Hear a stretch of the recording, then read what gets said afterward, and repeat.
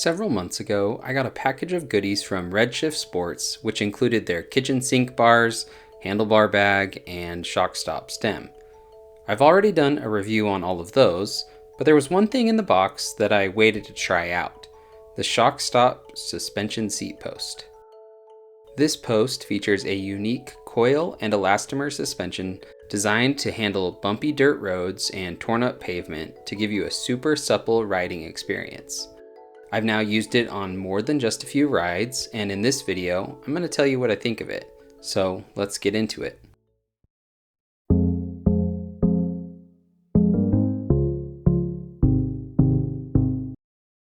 I want to start off with a bit of a disclaimer here.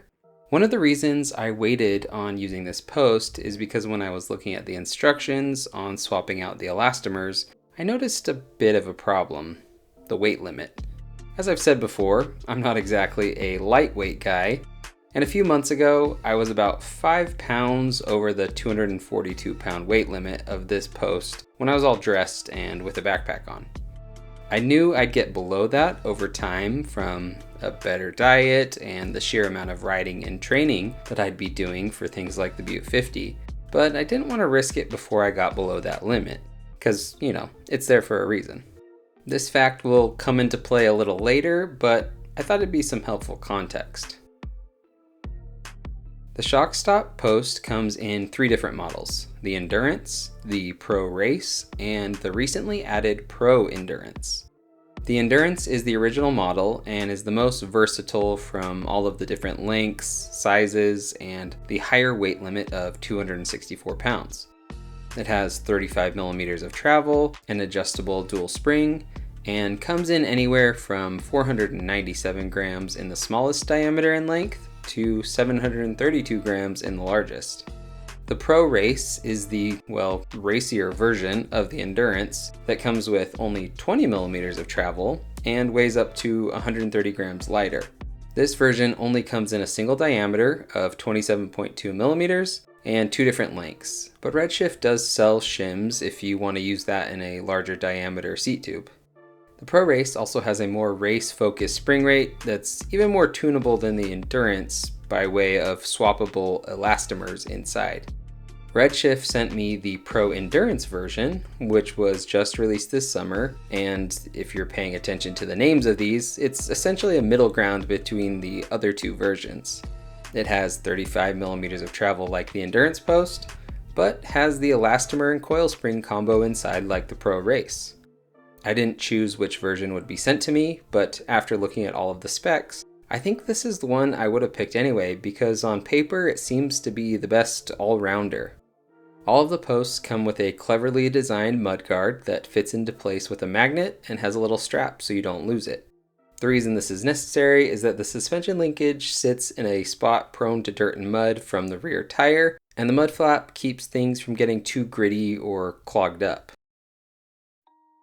As I mentioned in my review of the stem, the idea of having a contact point being all bouncy doesn't sound that great, and it's especially true with your seat post and saddle. If you think back to those early full suspension mountain bikes, pedal bob and a bouncy ride weren't really on the list of reasons why you'd want rear suspension. On top of being annoying, this movement also constantly changes the distance from your saddle to the pedals and can put your knees at a less than optimal angle when pedaling. Having the same experience from the ShockStop seat post was my main concern when first putting it on my bike. The good news is, though, that while it does move noticeably more than the stem, it in no way feels like that old full suspension bike I got as a kid. Unlike any component upgrade, it's most noticeable on the first couple of rides as your brain and your body adjust to the new ride feel. This post is no different than those types of upgrades, and what at first was recognizing every small movement of the saddle soon became something I didn't even notice.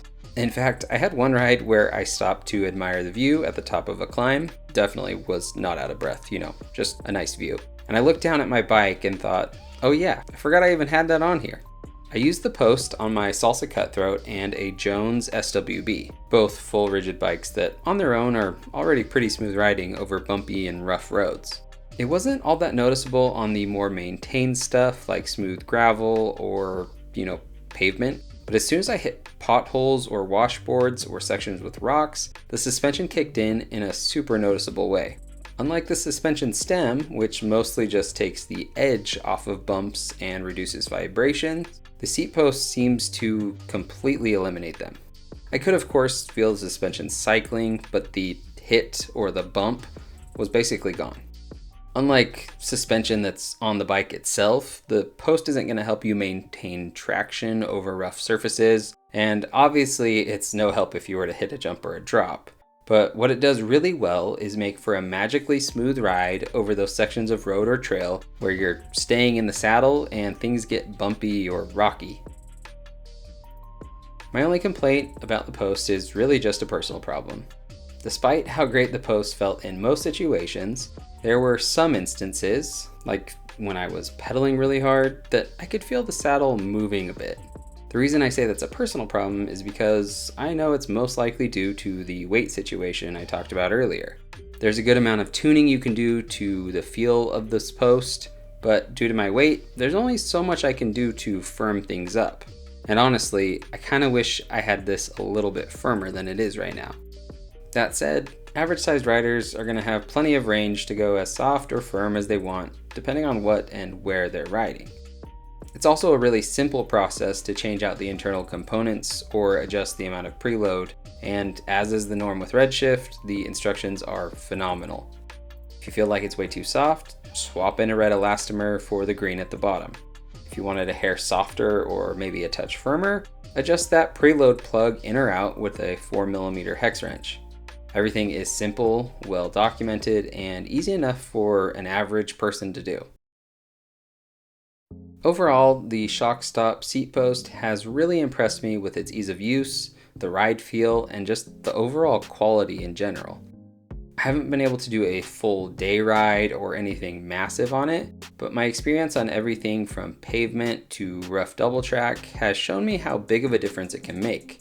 Coming in between $200 and $300, it's not exactly a cheap upgrade, but it's pretty much in line with the pricing for carbon seat posts and even mid-tier dropper posts. So if you're someone who frequently rides rough gravel or dirt roads, experiences pain or fatigue on long rides, or just wants a more comfortable ride in general, a ShockStop suspension post should definitely be on your upgrade list. Thanks to Redshift for sending this post and all of the other products out. If you want to see more on their stem, grips, and kitchen sink bars, be sure to go check out that video. If you enjoyed this one and found it helpful, be sure to like and share it, buy some stickers to show me some support, or leave a comment below. I've also put a link down in the description for these posts, so if you want to read more or there's something I didn't answer in there, go ahead and check that out. Thanks for watching, and I'll see you next time.